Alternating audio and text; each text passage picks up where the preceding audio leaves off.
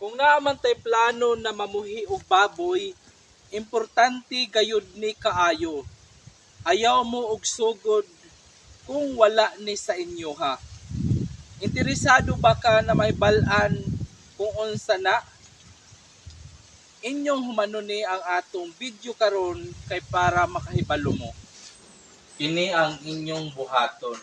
Kana bitaw natay nindot na lokasyon o pwesto na butangan natog ad sa atong baboy. Kay kung dili nato ni buhaton, bisan ang imong kwarta na imong gihimo sa imong kulungan sa imong baboy, masayang ra. Mao ni ang nindot na lokasyon sa pagpamuhi og baboy. Kinahanglan layo sa mga kabayan ang imong gihimong ad. 50 ka metros ang kalayon sa mga kabayan o di ba isa ka kilometro ba para sigurado gyud ka na wakay silingan. Kay sa una na mga panahon naghimo kog dito ra sa balay. Dali ra tuod ka makabahog, dali ra ka makatiman, pero miabot ang ordinansa sa barangay na bawal na mamuhi og baboy diha sa balay na wala nasayang ra ang akong gasto dito sa pagpahimo sa atong kulungan sa atong baboy kay wala na mapusli kay bawal na magbuhig baboy. Para dili ka makadisturbo sa mga silingan nato kay wala tay silingan sama niini na akong giputangan og baboy. Human kala po atong butangan og ad sa atong baboy kinahanglan anatay makuha ang tubig. Kay kung wala tay makuha ang tubig ay lisod gyud kaayo sa atong pagpakaon, sa atong pagpaligo, sa paghinlo sa atong ad kung wala tay tubig maglisod. Kinahanglan anatay makuha ang tubig. Human kala po atong gihimong kulungan sa atong baboy kinahanglan presko sama niini. Presko gayud kaayo. Kaya tubangan sa likod, sa gilid, lusot-lusot ang hangin, ang atong baboy dili igangon. Presko. Kung matuog siya, wala gayoy disturbo. Dali ra mo dako kay dili stress ang atong baboy. Sama niini bisag na ako diri wala. Wala magbanha ang atong baboy. Kay tungod nindot ang kahintang niya. Ang imong gitukuran og ad sa baboy kinahanglan anaa po'y karsada. Kay kung ang imong gibutangan og baboy layo og kalsada, maglisod jud ka og dala sa imong mga bahog, pagbaligya sa imong mga baboy, lisod jud kaayo. Dako ka og kanabitang kanang expenses kung layo ang karsada. Pero bawal pod na duol kag national highway kaadto ang imong ad. Kay ngano kung naay mo labay bisag madali matakdan ang imong baboy sa mga naisakit na naglabay-labay diha sa kalsada. Mo nang importante gayud kaayo nga naay kalsada ang inyong gibuhian og baboy para dali lang paglugwa sa imong produkto sa imong baboy. Human kinahanglan na tutukuran pud og ad sa baboy imong kaugalingong yuta.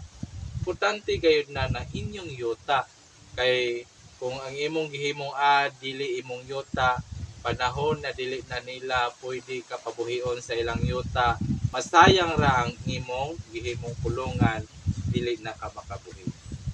Human importante gayud ni na kanang imong gibutangan og kulungan duol ra pod ang imong mapalitan og bahog. Kay kung tuwa ka sa layo na barangay, way bahog diha na mapalitan nimo adto pa ka sa lungsod.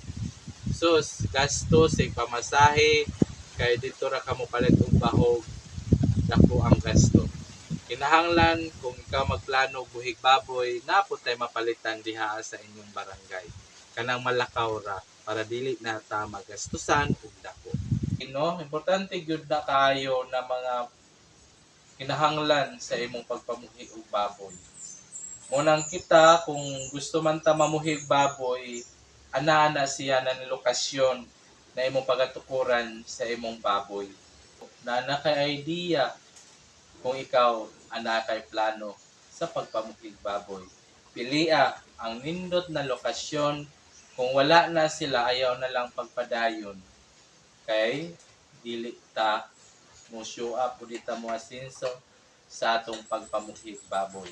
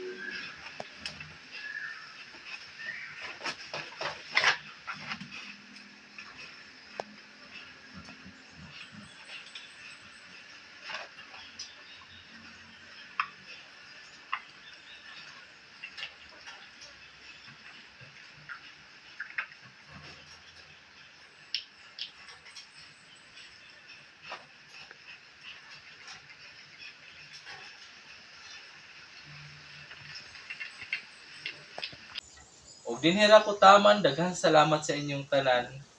God bless. Bye.